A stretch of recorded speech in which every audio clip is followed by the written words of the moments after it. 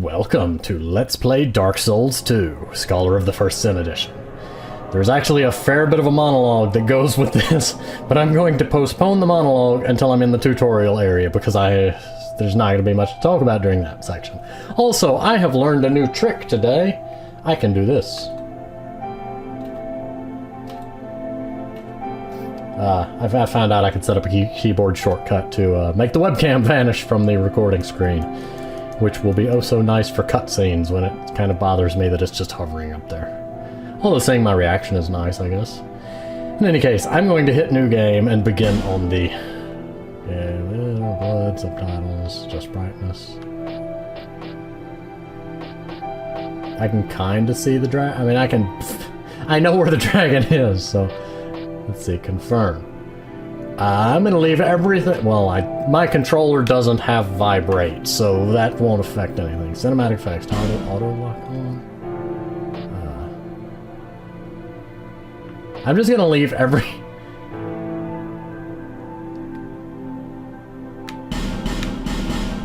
Woo.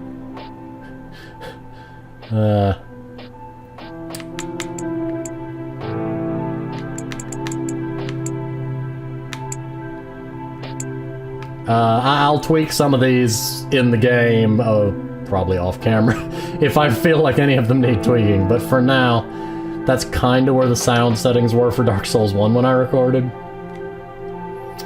I have been told that Dark Souls 2 does have a lot more video options than Dark Souls 1 did, since it's not just a straight port.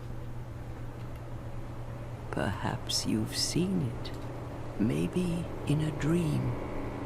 A murky, forgotten land.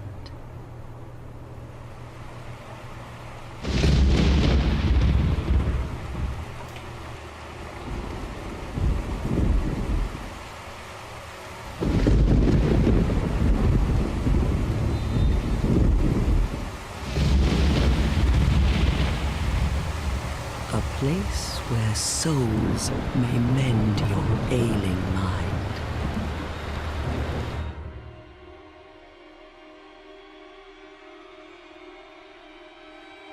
You will lose everything. Once branded, the symbol of the curse, an augur of darkness. Your past, your future, your very light.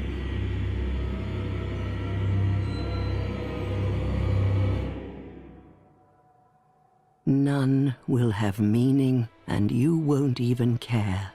By then, you'll be something other than human. A thing that feeds on souls, a hollow.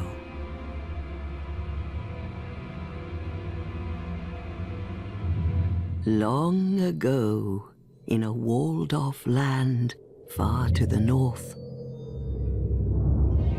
a great king built a great kingdom. I believe they called it Drangleic. Perhaps you're familiar?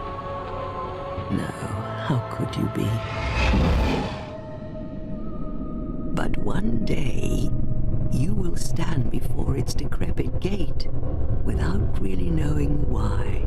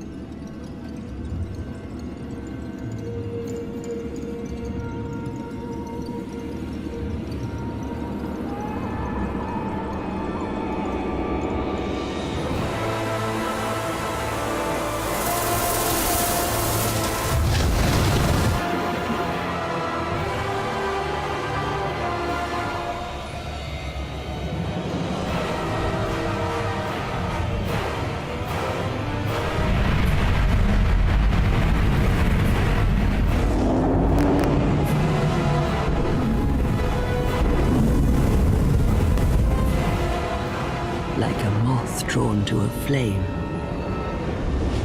Your wings will burn in anguish. Time after time.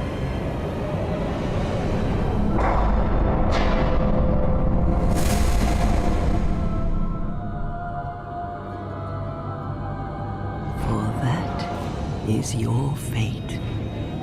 The fate of the cursed.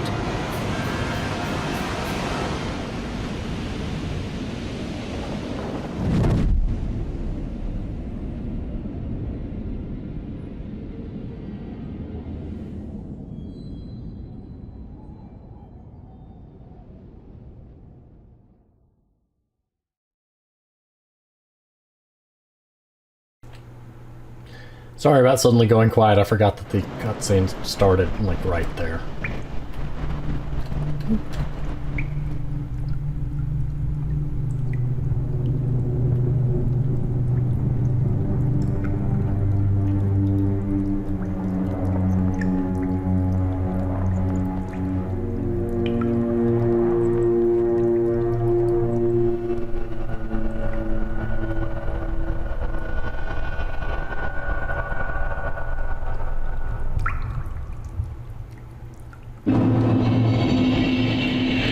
There we go.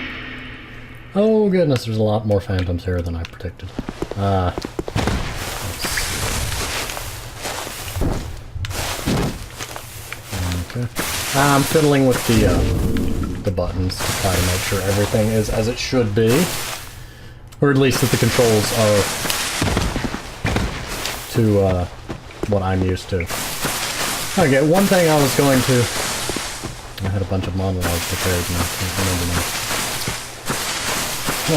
I suppose first and foremost is that, well, first I should thank a friend of mine who bought this for me. It went on Steam sale and it's been something I've been talking about for a while, and I've got a couple of people that have actually been requesting me to play this. So first and foremost, thank you, and hope you enjoy watching, or enjoy knowing that I recorded it if you end up not watching. Anyway, I don't know. Dark Souls 2, okay, that's gonna be weird, has a bit of an odd versioning issue that I didn't feel like they were clear enough on it. So, there is Dark Souls 2, and then there were 3 DLCs. Then there is Dark Souls 2 Scholar of the First Sin Edition, which was basically the base game plus the DLCs. But it also came with updated enemy placement, I think updated AI, not 100% sure, updated item placement, and some general balancing things. There are 2 versions of it, but for 3 things. There's a PS4 version, a PC version, and a PS3 version. Well, I got the PS3 version on sale, and did not at the time know that, oh, whoops, although they're all called Scholar of the First Sin, the PS3 version is just the DLCs with none of those extra additions we talked about, the enemy placement, etc. If you want that, you need a PS4 or a PC. I mean, or the PC version, mind you. Well, I'll admit, I don't feel like they were clear enough on that, and calling both versions Scholar of the First Sin was a little deceptive. I mean, it wasn't intentionally deceptive, but I consider it deceptive. Call one Scholar of the First Sin HD or something. Give some differentiation in the title. Oh, that's fine. But yes, I have played the PS3 version. I have the PS3 version, and there's a couple clips of it on the channel, I think, of times where the texturing glitched out. Or there were a couple instances that I made one video. I can't remember. In any case, I have played Dark Souls 2 Scholar before, but not the PS4 or PC version, which has updated enemy placement and item placement and some other things. I only know a couple things in this version of Scholar, so for the most part it's gonna be blind because I don't know any of the changes aside from those couple things I mentioned, such as the Ring of Life protection change. In Dark Souls 2 and the PS3 Scholar, there are 4 Ring of Life protections and 2 Ring of Rare Life protections. I don't no, it may be soul protection in this game. In any case, it's the equivalent of the Dark Souls 1 ring of life protection. When a ring breaks, you can pay to have it repaired. In Dark Souls 2 Base and PS3 Scholar, it costs 3,000 souls to repair one of them. Well, in Scholar HD, which is what I'm going to call this version, there are only 2 of those rings, 1 or 2, and they cost either 15 or 18,000 souls to repair, because they felt that made it too easy. I understand why they did it, and I can't criticize it. It bothers me more on the concept of I really liked those rings. They made it... Boss fights were easier to deal with when you needed summons, because you could use the ring to keep summoning without using this game's equivalent of humanity. He will kill me. No, maybe not. Ah! If I had a weapon, I would deal with you, sir. I don't have a weapon, and I'm not punching you. If you kill him, you get a nice ring.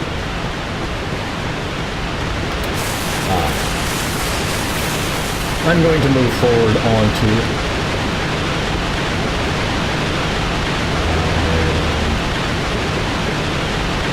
the hut over here, which is where the firekeepers live.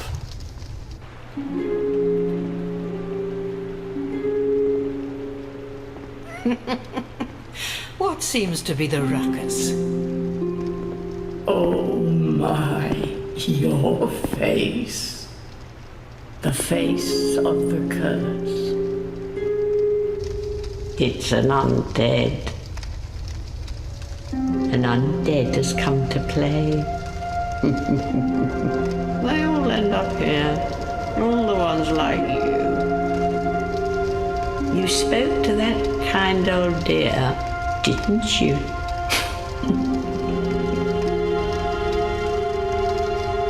You're finished. You'll go hollow. Yes, you'll become one of them. Hollows prey upon men, feast upon their souls. This is the fate of the cursed.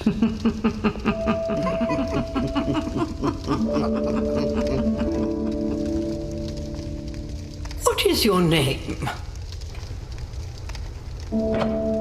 Ah, yes, that's the other thing. That's the thing I was going to mention, is if you notice there was not a, you know, the character creation screen. Ooh, dear, can I type? Yes. I'm just going to go with the new channel name. So there we go.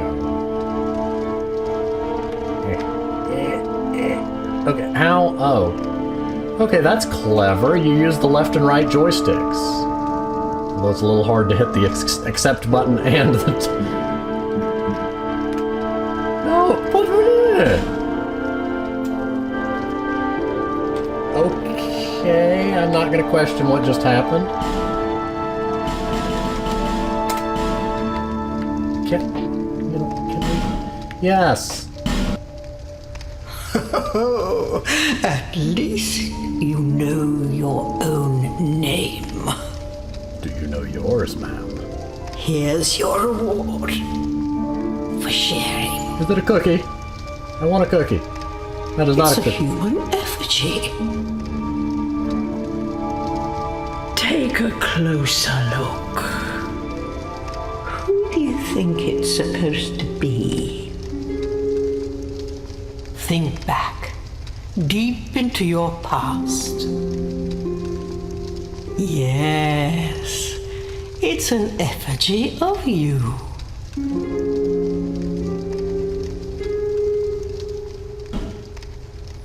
Okay, so I have to use the D-pad for this. I think I'm figuring this out. Let's see.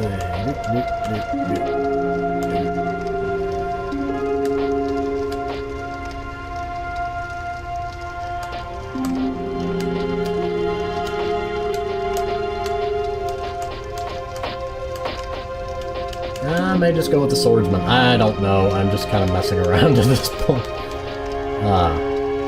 I usually have done... I mean, I've made 2 characters before. I've done a strength run and a faith run.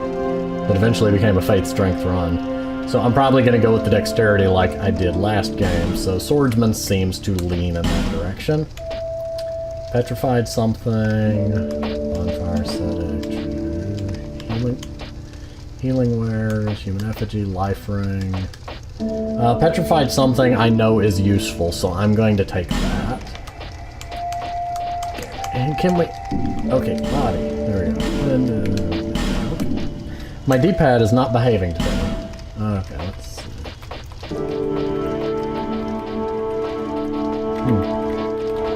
The only thing different there is the size of his head. No big difference there. Face. Oh, good gracious. Tattoo. Nah.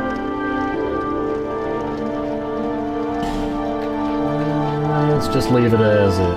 Actually, hair color.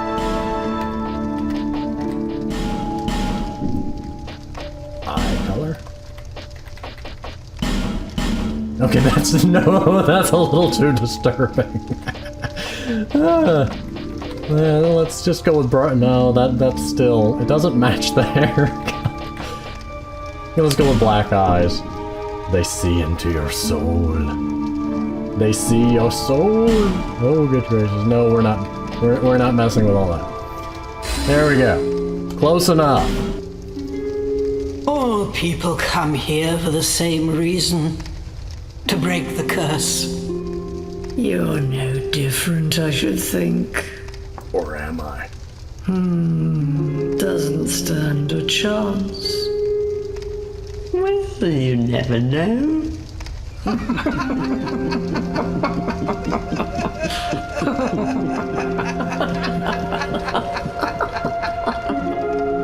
That's Dark Souls for you. Go through the door and trot along to the kingdom. But remember, hold on to your souls. They're all that keep you from going hollow. Oh, I'll fool you no longer. You'll lose your souls. All of them. Over and over again.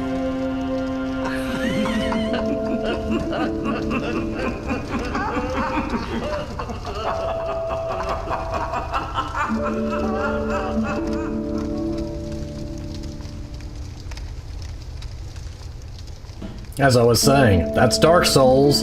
It tells you right out of the gate you're gonna die. A lot. But yes, now that I've talked to them, and now that I have weapons, let's go deal with Mr. Grumpers outside here. One thing to note is that Dark Souls 2 was made by, to quote a friend of mine, he said the B-Team made it, which is, it was made by a slightly different team than Dark Souls 1. They took concepts from Demon Souls and Dark Souls and meshed them together to create this game. So there are some things that are different, and there are some things that are similar. There are things that are better, and there are things that are worse. Some of it's, you know, of course, up to interpretation. For example, the existence of life gems and items such as that, that you want...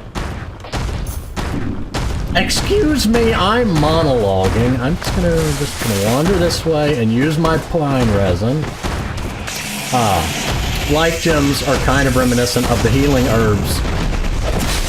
That did not help me at all. I forgot he could do that. Kind of like the herbs from Dark Souls. I meant from Demon Souls.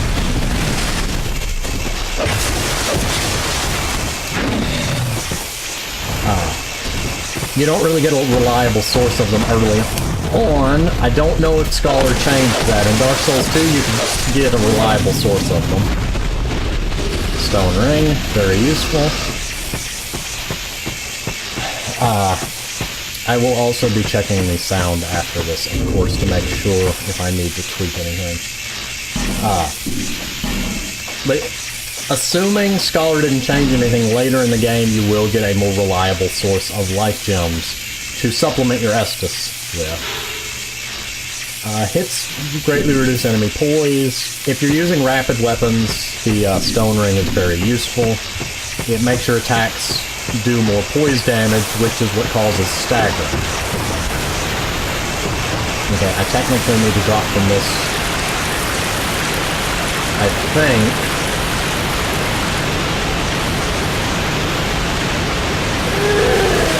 Okay, I got that. All smooth and silky stone. Why is there a hole there? But it's very useful for those with faster weapons and smaller weapons. And yes, dual wielding is more of a thing in this game. There's something called power stance you can do also, which allows you to, assuming you have the right stats, do some different moves. I never found it to be, like, hugely useful as of yet, but you never know. In any case, there are things that will be familiar for those that are used to Demon Souls. But for now, I'm going to be trying not to burn through my life gems, because they're the only healing I have. They actually gave objects health now, so you don't, like, just break anything with one hit like you would. I mean, not counting barrels and the like, which obviously you still kind of just shatter.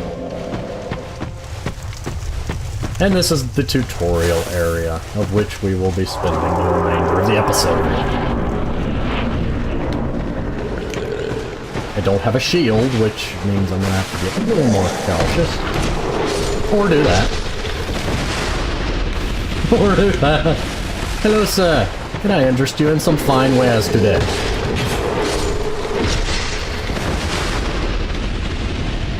Hello, sir. You have the same... Hello. Oh, you're holding a torch. I thought you were waving at me. Ah! Ah! How dare you? How dare you? If I... You know what? I don't have a shield anyway. Why do I care about carrying a torch? Phantom. They're being sneaky, skulky. It doesn't really do anything to light all these, but it's useful for just generally brightening up the area, keeping track of where you've been. Each torch you find in the game adds 5 minutes to your overall torch time meter bar. You can see on the left there, and if you notice underneath my sword, there's a little red bar that is partially depleted. Dark Souls 2 made durability an actually useful stat. Every time you rest at a bonfire, all your weapons' durability is replenished. But as a trade-off, weapons have a lot lower durability than they did in Dark Souls 1, where you would stop and repair like once every so many hours of gameplay. A dagger. Dagger. I wasn't on a time clock for... Hello there. Don't die. Hello, sir. No. I'm busy. You'll pay for that. Okay, equipment. Dagger. I'm giving up damage, but... Short sword, scimitar. There we go. That'll work. Also, life gem. They give you a slower heal, but they're very useful. Just don't waste them because, you know, limited and whatnot compared to Estus's, which you don't have yet. But,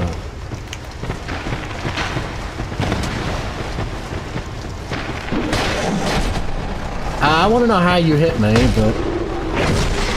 Sure. My timing is not yet up to... Oh. You know what? We're just gonna go with that.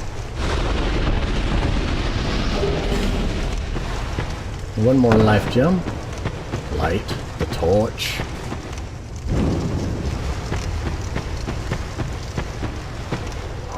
My roll timing is not quite up to par yet. I would normally be shielding people that are using bows and arrows. You, give us Moose. Yes, you! Give us Silky! I don't remember if you have to log out for it in this game or not. In the previous game, you had to log out. Leave. Yeah. So nice, so smooth. Yeah! Silky smooth! There's 2 of them now, also. Soul of the Lost Undead. You, give us Moose. Yes, you! Give us Silky! Petrified something. Yeah. So nice, so smooth. Yeah! Silky smooth!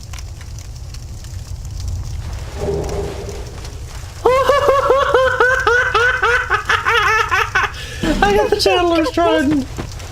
You can get some really good stuff out of the petrified somethings. The fact that I got the Chandler's Trident. Yeah, be careful, you can jump off ladders in Dark Souls 2. Oh, I forgot about that. You hold down the button to slide down the ladder. You tap the button to fall off the ladder. In Dark Souls 1, the control was slightly different. And I would not recommend you jump off any ladders. Unless you're really sure of how tall they are. Wielded by an old sorcerer. Yay. That means later I'll be able to dance.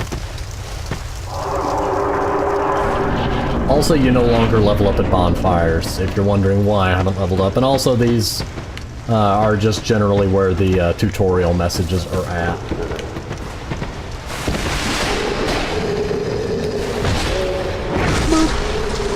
Hello, sir.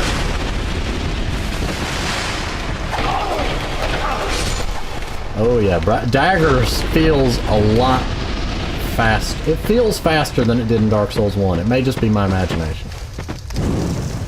I don't remember how to jump. How do you jump? How do you jump? Darn it. Options.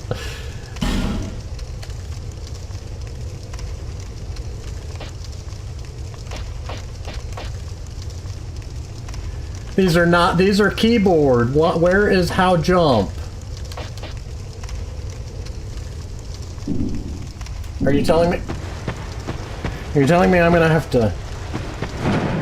Yeah, until I get this fixed, I'm gonna have to...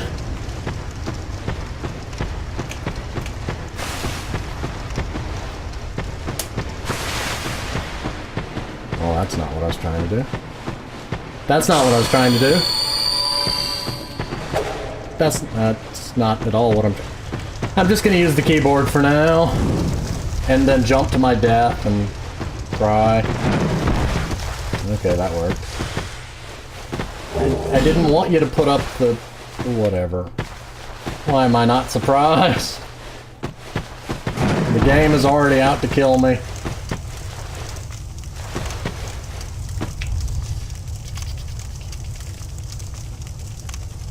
I'm currently debating. No, I think I ran out of torch. Oops, well.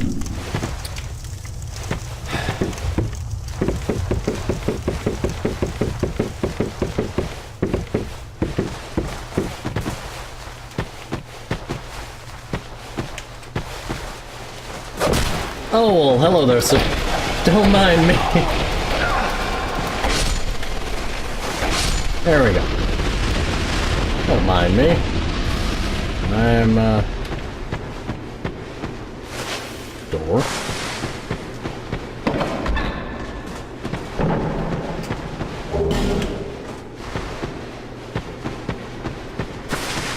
Okay. Door.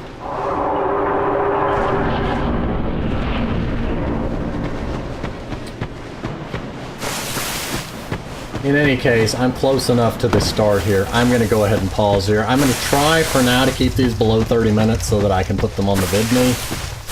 And I'm really close to that margin, so I'm going to go ahead and pause here. Okay, so ignore the The slight jump cut there, and the spooky looking through the flames. I was, long story short, I was originally debating on trying to make the Dark Souls 2 playthrough compatible with the current state of my VidMe account, and the more I thought about it, a Dark Souls run, whether 1, 2, 3, or Bloodborne, etc., I'm never going to be able to maintain an exact right below 30-minute episode length.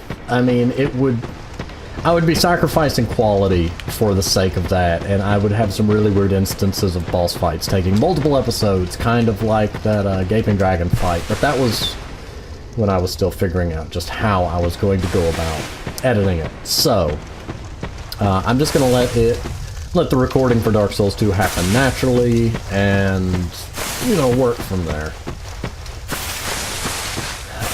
I believe I'm out of torch, though, so I guess we're not doing that.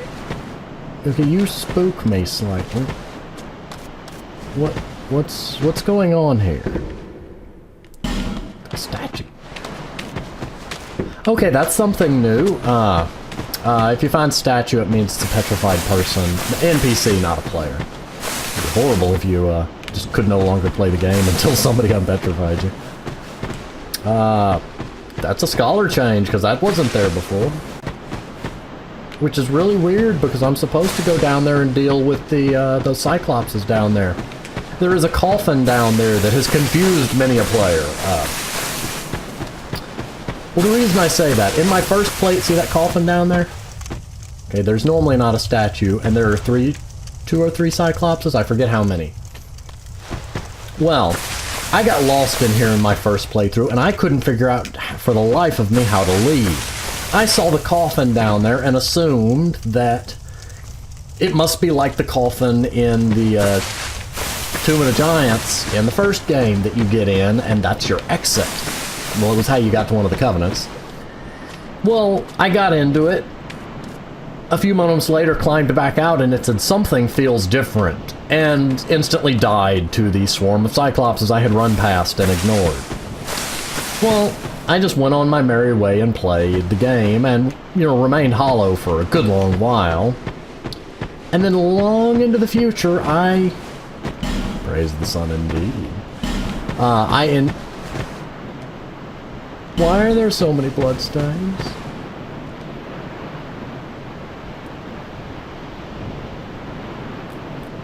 Well, in any case, when I unhollowed far further into the game, it turns out that climbing in that coffin swaps your gender. That was an interesting discovery.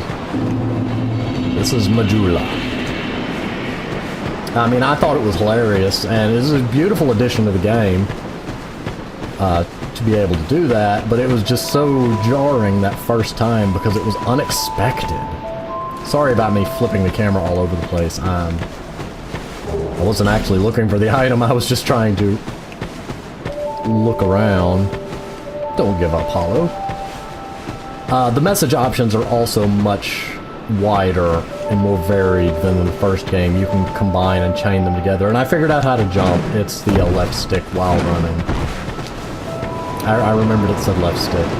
But yes, if you get in the coffin, you swap genders, and you can do it as many times as you want, mind you. Second thing that I didn't learn on my first playthrough. I didn't see her standing by the cliff. So I went on my merry way through the game, wondering, when am I going to be able to level up? When am I going to get an Estus? And I eventually consulted with a friend, one of the ones who was wanting me to play this game, and well, it turns out you're supposed to notice that lady, who I guess, due to camera angle, looked like part of the tree, and I just ignored. Are you the next monarch? Or merely a pawn of fate? Bearer of the curse, I will remain by your side till this frail hope shatters. Take this with you. May it ease your journey. There's the Estus. Go on and see the king.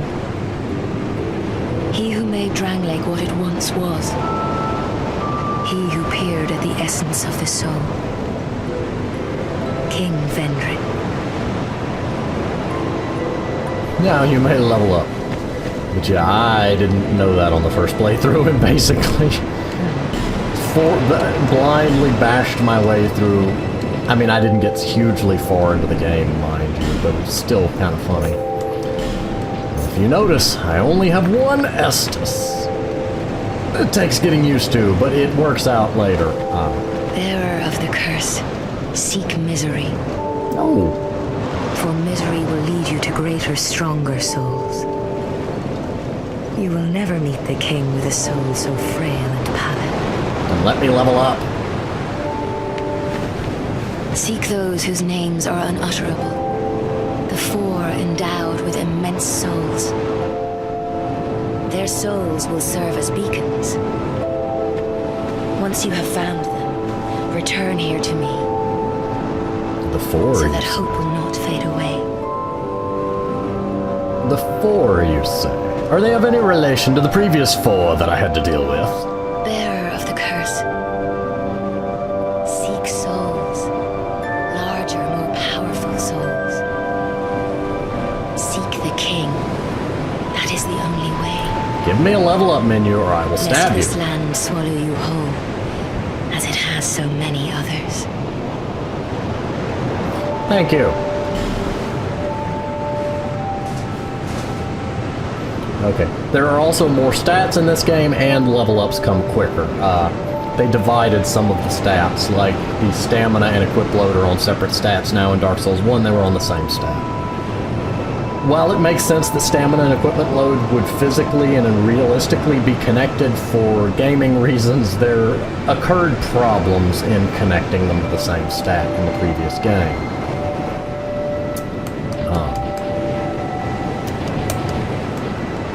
I'm just going to go ahead and put a point into my stamina.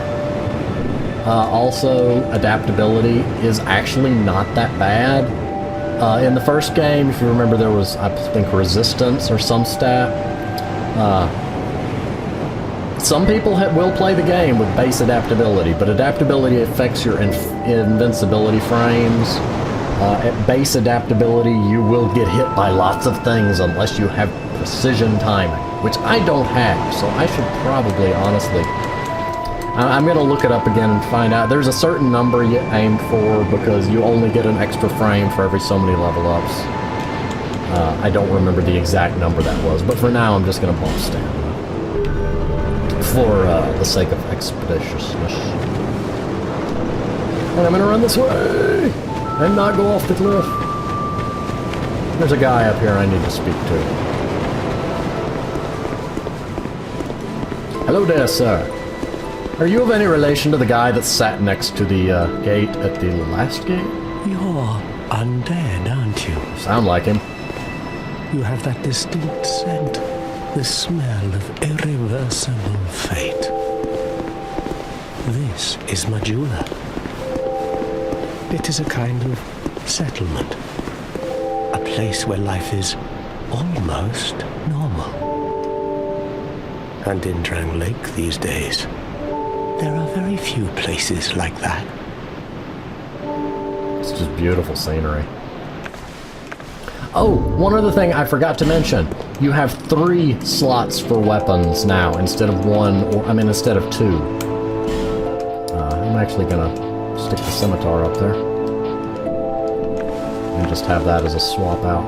Although it makes it very nice for, like in the previous game, I liked having a bow and arrow equipped.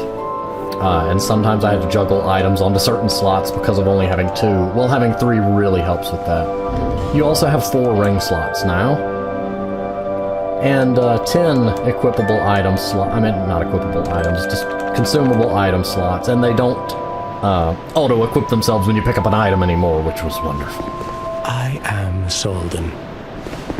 And like you, I lost everything. And now I'm here. You probably heard that it was possible to break the curse here. Well, that's not true at all. There's nothing here for you, me, or anybody. There's a reason I'm talking to him. Do you know much about souls? Even I'm not certain, but told that the soul is the essence of life itself.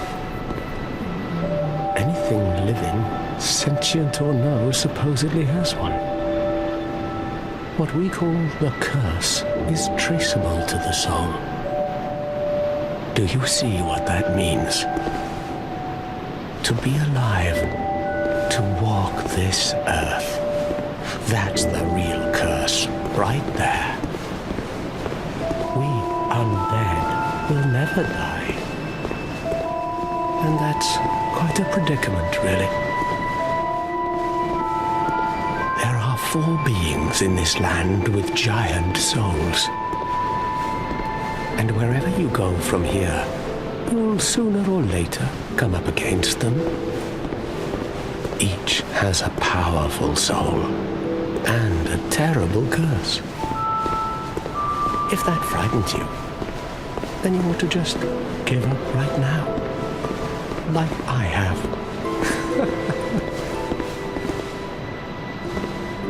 Do you ever cry out for help? The journey of an undead is long and treacherous. You'll face invaders from other worlds at every turn. If you need help, why not proclaim faith in the Blue Sentinels? When you face danger, the Blue Sentinels will come to your aid. Protection is yours, if you wish. You need only accept their kind embrace. They actually did expand on the Covenant system quite a bit, which is nice. There's 2 sides to this Covenant. One is the people seeking protection, and one is the Protectors. I don't remember the exact name of the other one, but basically, if you're in this Covenant and you wear the ring, if you get invaded, somebody from the other Covenant will appear in your world to defend you.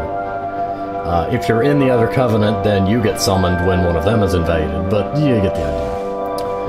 Each Covenant gives you a ring, though, and I like collecting the rings.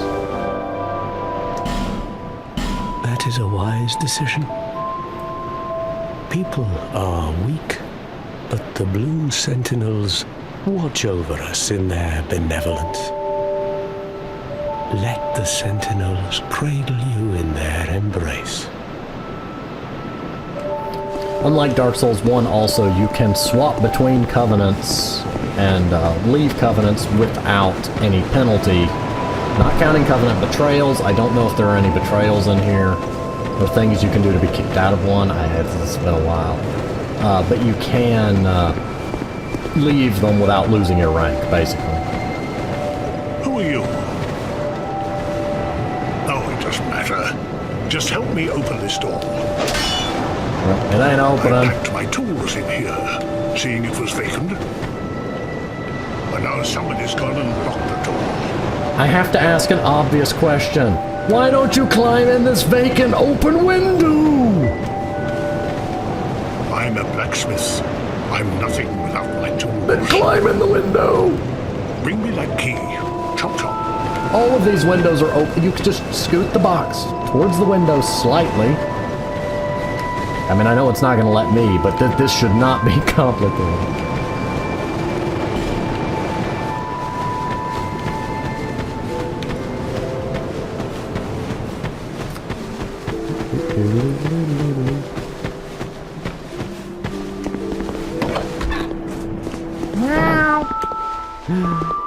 Oh, undead are we? And one without much time remaining.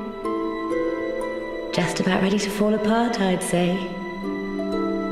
Not exactly the time to be chatting with a cat. It's exactly the time you should be chatting with cats, thank you. It's always the time for cat chat. Suit yourself. Chatty cats. Oh yes, you may call me Shalqua. Enchanté. So, what did you want anyway? Ooh, you smell wonderful. I want to just put her in my backpack and have her narrate the entire game. Also, I'm going to go ahead and leave the Covenant, because I'm not looking for protection, but I wanted the ring. But there's no penalty for doing so, which is great. She's also the one that you can keep track of all the covenants you've joined and your rank in said respective covenants. But like I mentioned, each covenant has a ring for it now, and the rings do have effects. Some of these rings are also quite useful. That's useful. That makes you get invaded more often. That has some matchmaking properties to it. And Ring of Whispers is useful for some later things. It also can help you detect enemies. Satisfied? But I'll be around if you ever come back. somebody died in here. How do you die in the cat house? Ah, you fell in the well. Good job.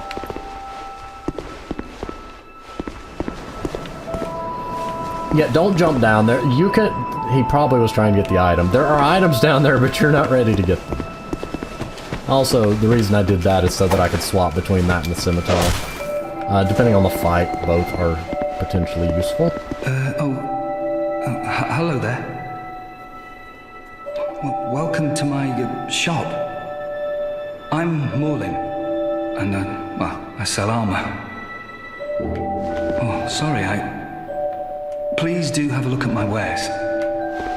Do you have I could really shields? use the business. If you'd be so kind. Do you have shields, my good son? Yes, you do, and they're all expensive. Also, Dark Souls 2, it's very hard to find a 100% protection light shield. It's one of the things that got me out of the habit of only using 100% shields in Dark Souls 1 in the previous Let's Play. But yes, I don't have enough. I will actually be finding a shield. I do hope I see you again. But, you know, he's a nice guy. He is the guy that will be selling boss armors. This building is locked. Oh good, it's still locked. I'm making sure it didn't change anything with the, Scholar HD. Rock. Estus Flask Shaw. Also, these are the Death Pigs. If you would like to know why I call them Death Pigs, one, they will nearly two-shot a new player, if not one-shot. I don't remember exactly, and I'm not messing with them. They're the Dark Souls 2 equivalent of the old Skyrim joke about the chicken. And fun fact, if you kill them, I think 4 or 5 times, I don't remember the exact number, in their place a human-sized one will spawn, and I don't mean it'll be, like, anthropomorphic, I just mean it will be very big, and it will forever haunt this town. It's kind of a semi-amusing punishment for slaughtering the poor things. Anyway, I'm gonna also check the, that other ring. It'll increase my HP by, like, 22, which, I mean, you know, every little bit helps. There's no downside. Bearer of the curse, seek thick, lest this land... No, my D-pad has betrayed me.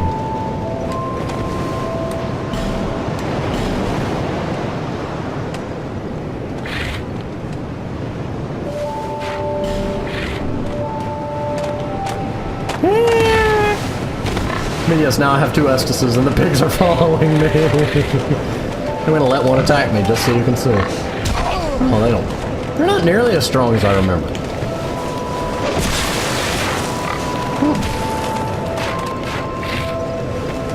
Huh. Well, a lot of new players do die to the pigs in any case. Cannot use bonfire because there's enemies near it. But I believe that is a pretty thorough exploration of the basic Majula area. Oh, there are 2 other things I need to move. Knife gem. While you have few Estises, you really do want to make them count. Up here is the Stone of Champions. And 5 Homeward Bones.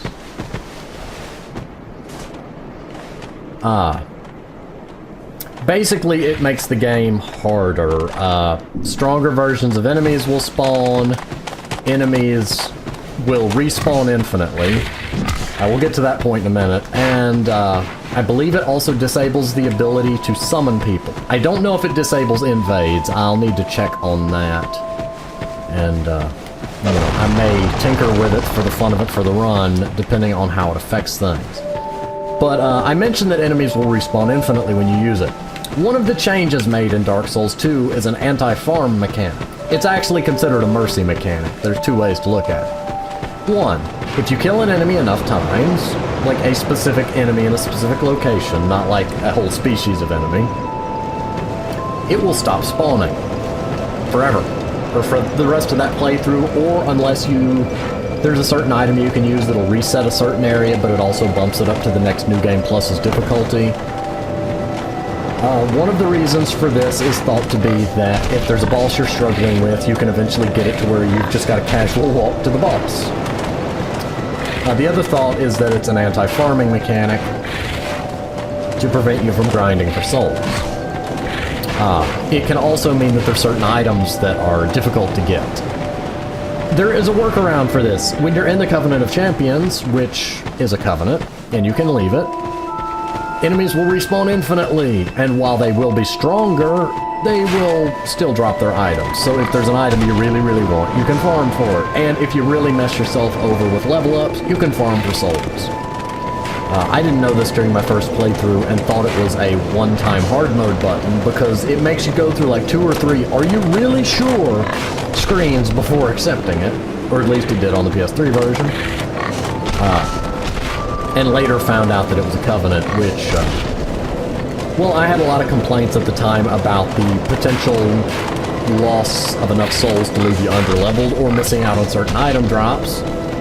And when I found out that you could use that to bypass that problem, I was very thankful. Certain strong enemies, when in the Covenant of Champions, will drop all stones, which are what you use to level up the Covenant. And since we have now pretty much explored the basic Majula, the starting Majula, I can't show you the blacksmith, for instance, because I don't have the key. I figured this is probably a much better place to go ahead and pause. And when I get enough torches and a means to unpetrify the Goomba down there, we will deal with that. Beautiful, beautiful landscape, though. I mean, just look at those oceans. Ah!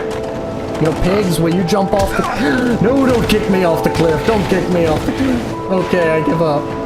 You can continue being pigs. It's going to annoy me that I can't use the bonfire. They'll de-aggro from me when I change areas in the next episode. But in any case, I'm going to go ahead and pause here and figure out where I'm going to go, and I will see you next... Did you just spin? The phantom appeared, spun, and vanished. But in any case, like I said, I'm going to pause here, and I will see you next time.